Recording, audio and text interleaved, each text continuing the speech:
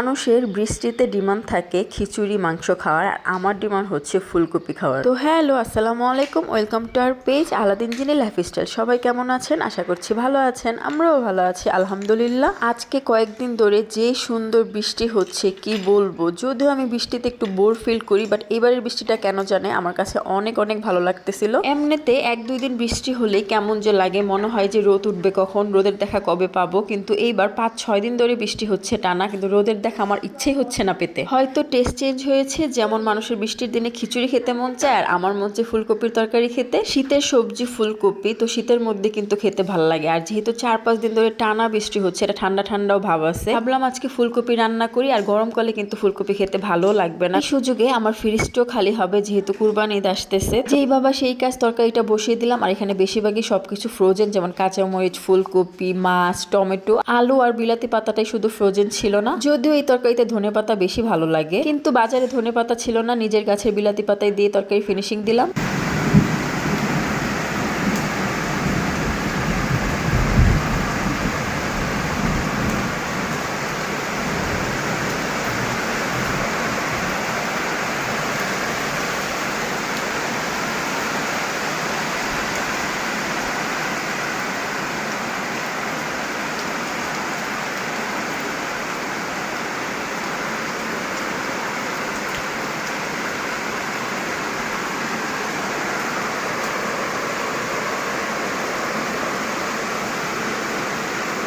আমি তো এবার বৃষ্টির প্রেমে পড়ে গিয়েছি, তো ভাবলাম শাড়ি পরে বৃষ্টিতে পা ভিজানো যাক। পুরোই ভিজতে চেয়েছিলাম, যেহেতু পাপাইটা আছে, পাপাইটাও ভিজতে চাবে, তারপর আবার ওর জ্বর উঠে যাবে, তাই শুধু পা ভিজানোর জন্য ছাদে চলে যাব। আর তার জন্য 3টা শাড়ি নামিয়েছি, ভাবলাম যে কোন শাড়িটা পরা যায়, পরে এই শাড়িটা সিলেক্ট করলাম। শাড়িটার কালার ছিল হট পিঙ্ক বা ম্যাজেন্টা, যেটাই বলেন না কেন। সাথে ছিল ব্লক প্রিন্টের কাজ করা, যেমন অরেঞ্জ, তারপর হচ্ছে লেমন টাইপ কালার। তো শাড়িটা তো আপনাদের দেখিয়ে নিলাম, এখন পরে নেওয়ার পালা। দেখা যাক পরার পরে কেমন লাগে। এই তো পরে চলে আসলাম। আমার এটার সাথে ম্যাচিং ব্লাউজ ছিল না, মানে অরেঞ্জ বলেন, পিঙ্ক বলেন, মানে ম্যাজেন্টা বা হচ্ছে লেমন কালার, কোনো কালারের ব্লাউজ ছিল না। তো রেড কালার ব্লাউজ ছিল, ভাবলাম একটু সিমিলার টাইপের দেখা যাচ্ছে, বোঝা যাচ্ছে না, তো এই রেড ব্লাউজটাই পরে নেই। যদিও একটা হাফ হাতার ছিল, হাফ না, এটা মেগি হাতার ছিল। এই যুগে মেগি হাতার ব্লাউজ কেউ পরে না, বাট আগের ব্লাউজ ছিল, সেই সাথে ম্যাচ কোনো ব্লাউজ ছিল না, তাই এটাই পরে নিলাম। তারপর তো মেয়েদের যে কাজ, ঢং ঢং তো করা লাগবেই। কিছু সময় মিররে ঢং ঢং করলাম, এখন করছি আঁচল ধরে। তারপর হচ্ছে চুড়ি পরেছিলাম একটু লেমন টাইপের, যদিও চুড়িগুলো অনেক অনেক আগের।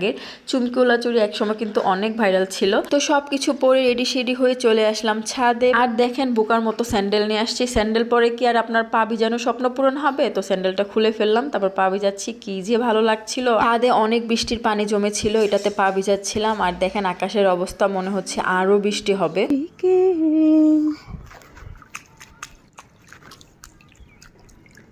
তো পা ভিজাচ্ছিলাম আর গান গুনগুন করে গাইছিলাম। ওই যে একটা গান আছে না, ভালো লাগে বৃষ্টিকে।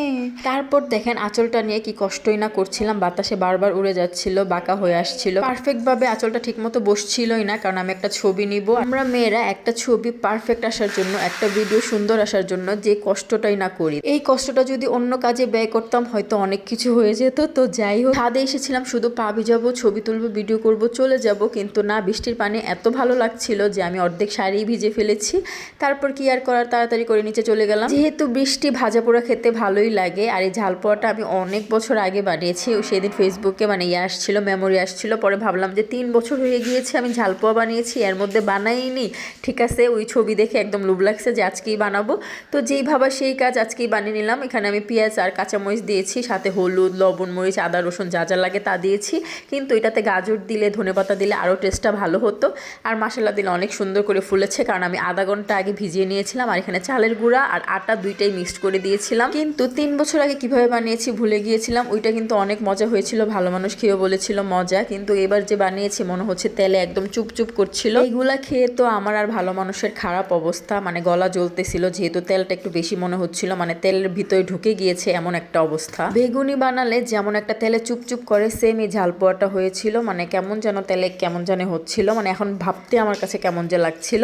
তো যাই হোক, আমরা সবাই মিলে বিকেলের নাস্তা এগুলো খেয়েছিলাম। খেয়ে তো খারাপ অবস্থা বলেছি, তো সস দিয়ে খাচ্ছিলাম, খারাপ লাগছিল না, কিন্তু খাওয়ার পরে অবস্থা টাইট হয়ে গিয়েছিল আর কি। অনেক তো হলো বক বক, আজকের মতো এতটুকুই। আল্লাহ হাফেজ, আসসালামু আলাইকুম।